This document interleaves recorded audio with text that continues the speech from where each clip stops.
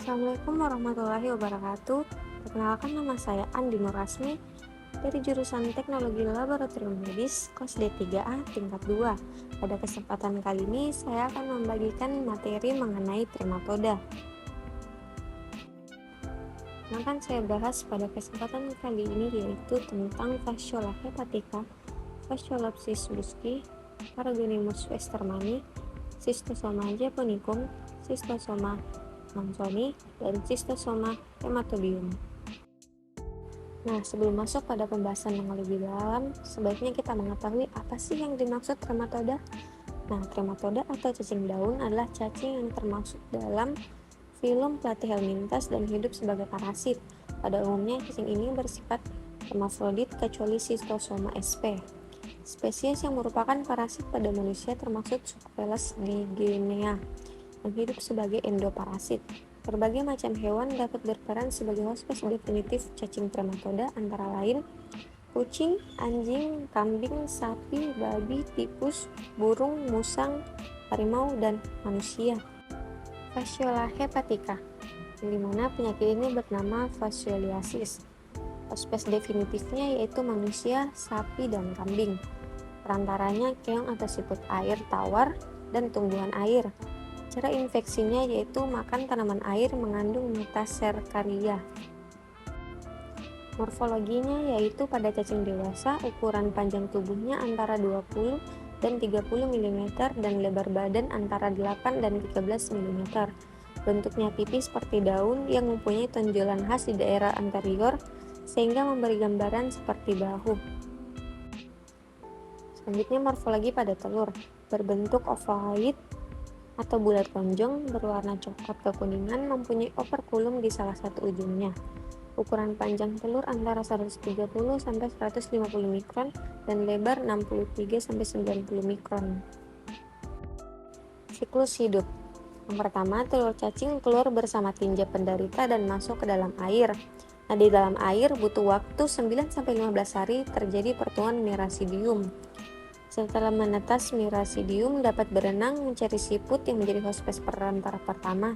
Nah, di dalam tubuh siput, Mirasidium tumbuh menjadi Sporkista, Redia, dan selanjutnya berkembang menjadi Cercaria. Nah, Cercaria akan keluar dari tubuh siput dan berenang mencari tumbuhan air atau rumput dan berubah menjadi kista Metacercaria yang infektif. Aspek klinis, cacing dewasa dapat menyebabkan peradangan pada saluran empedu, menimbulkan atrofi pada parenkim hati, dan kemudian dapat terjadi sirosis periportal. Cacing muda mengadakan migrasi ke hati yang dapat menimbulkan lesi ektopik di dinding usus, jantung, bola mata, paru, dan jaringan di bawah kulit. Diagnosis pasti terjadi infeksi Fasciola hepatica. Harus dilakukan pemeriksaan tinja dan empedu penderita untuk menemukan telur cacing yang khas bentuknya. Pemeriksaan serologi, misalnya uji fiksasi komplement atau tes intradermal, dapat dilakukan untuk membantu menegakkan diagnosis Fascioliasis hepatica. Selanjutnya ada Fasciola buski, di mana cacing trematoda yang terbesar ukurannya sehingga sering disebut sebagai cacing trematoda usus raksasa, di mana penyakitnya disebut Fasciolopsiasis. Hospes definitifnya yaitu manusia, anjing, dan babi. Perantaranya itu ada keong air dan tumbuhan air. Cara infeksinya yaitu makan tumbuhan air mengandung Metacercaria. Morfologi, pada cacing dewasa bentuknya seperti daun dengan ukuran panjang badan antara 20 dan 70 mm dan lebar badan antara 8 dan 20 mm. Telur mempunyai ukuran panjang 130 sampai 140 mikron dan lebar 80 sampai 95 mikron. Berdinding tipis tembus sinar dan mempunyai operkulum kecil pada salah satu ujungnya. Telur berbentuk lonjong berwarna kekuningan. Seekor cacing betina dapat memproduksi sekitar 28.000 butir telur setiap harinya. Siklus hidup. Telur imatur yang dihasilkan oleh cacing dewasa keluar bersama tinja.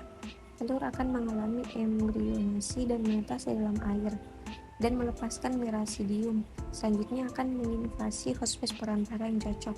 Pada tubuh siput, parasit berkembang menjadi beberapa stadium. Serkaria keluar dari tubuh siput dan berenang bebas dalam air, dan selanjutnya menjadi kista metaserkaria pada tanaman air.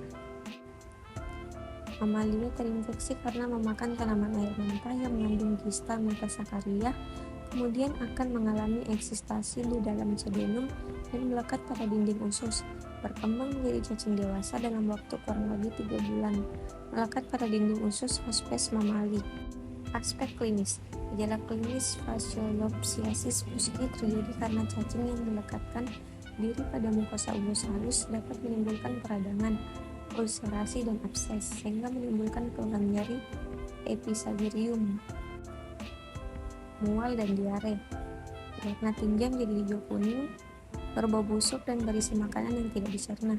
Jika terjadi infeksi yang berat oleh parasit ini, penderita akan mengalami anemia, edema, asites, dan anaskara. Kadang-kadang dapat terjadi obstruksi usus. Pemeriksaan darah TEP menunjukkan gambaran eosinofil sampai 35%. Diagnosis. Untuk menegakkan diagnosis pasti harus dilakukan pemeriksaan tinja untuk menemukan telur cacing. Selain itu mungkin dapat dijumpai cacing dewasa pada muntahan atau di dalam tinja penderita. Paragonimus westermani. Paragonimus westermani dikenal juga dengan nama Oriental Lovelock. Penyakitnya yaitu fasciolopsiasis. Hospes definitif manusia, kucing, anjing, harimau, serigala, dan lain-lainnya. Perantaranya yaitu keong air tawar dan udang air tawar.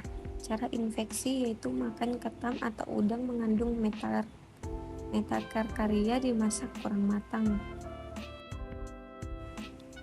Morfologi pada cacing dewasa berbentuk lonjong atau ovoidal berwarna coklat kemerahan dengan panjang badan sekitar 16 mm dikali 88 mm dan ketebalan 5 mm. Pada waktu hidup, cacing paruh berbentuk seperti sendok, sedangkan jika telah mati berbentuknya menjadi buah tonjong untuk gigi putih. Kutikula cacing ini kutikula berspina yang merupakan ciri khas morfologinya. Morfologi pada telur. Paragonimus berwarna kuning kecoklatan, berbentuk lonjong dengan ukuran sekitar 95 kali 55 mikron. Telur cacing ini mempunyai operkulum datar yang menebal tepinya. Ketika baru keluar dari tubuh induknya, telur belum berisi mirasadium. Siklus. Telur yang belum berisi embrio diekskresikan dalam dahak atau mungkin tertelan sehingga juga ditemukan di feses. Dalam alam bebas, telur menjadi matang dan berisi embrio, kemudian menetas di air. Mirasidia mencari hospes pertama yaitu siput. Di dalam tubuh siput, mirasidia tumbuh melalui beberapa tahap perkembangan, yaitu sporisis, radiae, dan akhirnya menjadi serkaria yang keluar dari tubuh siput. Selanjutnya, serkaria mencari hospes perantara kedua yaitu krustasea seperti kepiting atau udang kerang. Di situ serkaria mengalami encystasi dan menjadi metasekaria yang merupakan bentuk infektif yang kemudian dapat menginfeksi manusia melalui oral. Metasekaria yang tertelan keluar dari kista yang pecah di usus atau duodenum, menembus dinding usus, masuk ke dalam rongga peritoneum, kemudian menembus diafragma ke paru. Di jaringan paru mereka dienkapsulasi dan berkembang menjadi cacing. Aspek klinis diagnosis. Manifestasi klinis utama berupa batuk, kadang-kadang disertai hemoptysis. Gejalanya mirip pulmonale tuberkulosis sehingga menjadi misdiagnosis dengan tuberkulosis paru. Diagnosis pasti paragonimiasis harus ditemukan telur cacing dalam dahak atau tinja penderita. Mungkin telur cacing juga dapat ditemukan pada hasil aspirasi pleura. Schistosoma sp. Schistosoma adalah trematoda yang sistem reproduksinya tidak hermafrodit. 3 spesies schistosoma yang menimbulkan masalah kesehatan pada manusia yakni Schistosoma japonicum, Schistosoma mansoni, dan Schistosoma hematobium. Schistosoma japonicum penyebaran di timur jauh atau Cina, Filipina, dan Indonesia, di Sulawesi Tengah tepatnya di Danau Lindu dan Lembah Napu. Penyakit Schistosomiasis japonicum atau Oriental Schistosomiasis. Hospes definitif manusia, kucing, dan anjing. Perantara itu ada keong oncomelania. Cara infeksi penetrasi kulit oleh Cercaria. Morfologi. Cacing dewasa ditemukan dalam vena porta dan vena mesenterica superior dengan sistem ekskresi berupa sek api beserta dengan salur-salurannya. Pada jantan, tubuhnya lebih besar daripada betina. Bentuknya seperti daun terlipat, bagian gaudal dan ventral sukar membentuk celah. Testis bentuk bulat, jumlah 6-8 buah, kutikula halus dan tidak ada tonjolan. Pada betina, tubuhnya langsing, panjangnya 1,9 cm, ovalirum di tengah tubuh, uterus berisi telur. Telur Schistosoma japonicum, telurnya berbentuk oval berukuran 67 mikrometer kali 50 mikrometer, mempunyai spina telur berupa lateral knob.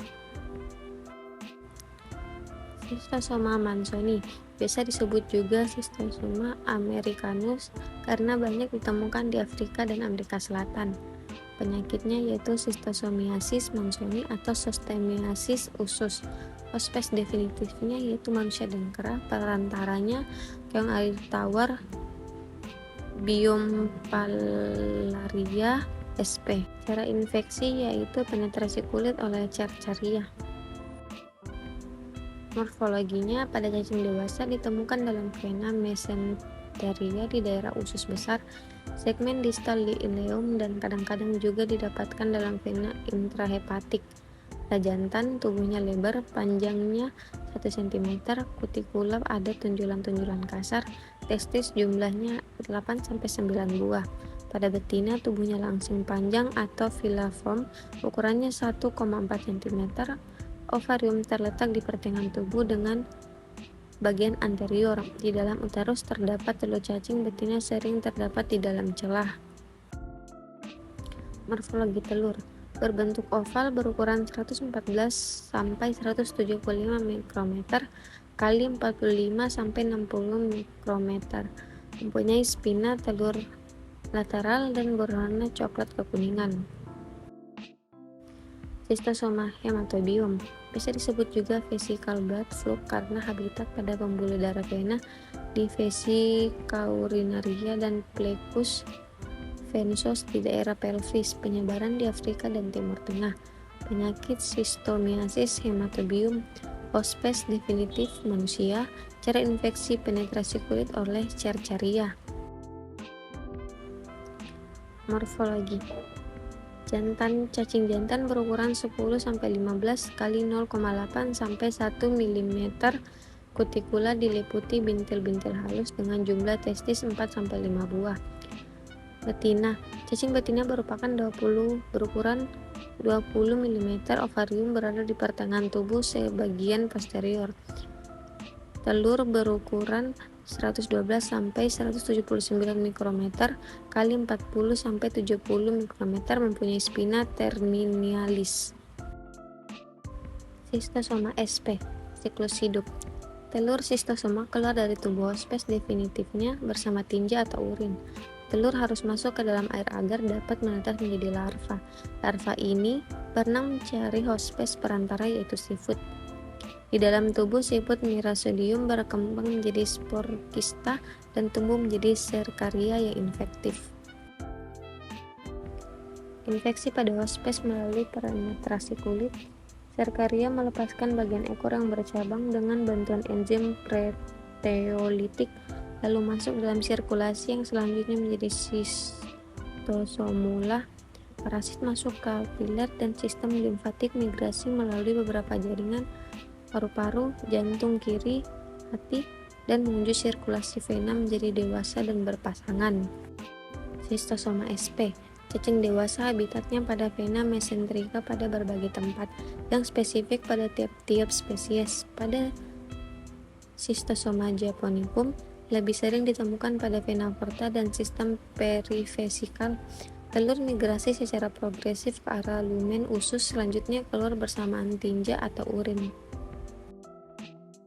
3 tahapan klinis pada Schistosomiasis yaitu masa inkubasi biologis, tahap stadium akut, dan tahap stadium kronis. Masa inkubasi biologis waktu antara saat masuknya serkaria menembus kulit sampai saat terjadinya cacing dewasa terjadi kelainan kulit dan gatal-gatal disertai keradangan akut pada hati. Tahap stadium akut. Pada tahapan ini terjadi akibat terbentuknya telur cacing, terjadi kerusakan jaringan dan perdarahan, pembentukan pseudoabses, pseudotubercle, dan pembentukan jaringan ikat. Tahap stadium kronik. Pada tahap stadium kronik terjadi proses-proses penyembuhan jaringan dan pembentukan jaringan fibrosis disertai pengacilan hati akibat telah terjadinya sirosis dan terjadi pembesaran limpa, asites, dan ikterus. Dapat juga terjadi hipertensi portal. Diagnosis pastis skistosomiasis ditentukan jika ditemukan telur skistosoma yang spesifik. Bentuknya bagi masing-masing spesies pada tinja atau urin penderita. Pada hasil biopsi kandung kemih atau biopsi rektum, telur skistosoma hematobium dapat ditemukan di dalam urin penderita, atau pada hasil biopsi kandung kemih, sedangkan telur skistosoma japonicum dan telur skistosoma mansoni dapat ditemukan di dalam tinja atau pada hasil biopsi rektum. Perbedaan skistosoma. Pada skistosoma hematobium, ukuran cacing jantan 10-15 mm, pada betina 20 mm. Tuberkel kulit halus, testis 4-5 buah, ovarium di pertengahan tubuh bagian posterior, spina telur terminal. Sedangkan pada skistosoma japonicum, ukuran cacing jantan 12-20 mm, betina 26 mm. Tuberkel kulit halus, testis 6-8 buah, ovarium di pertengahan tubuh, spina telur berupa lateral knop.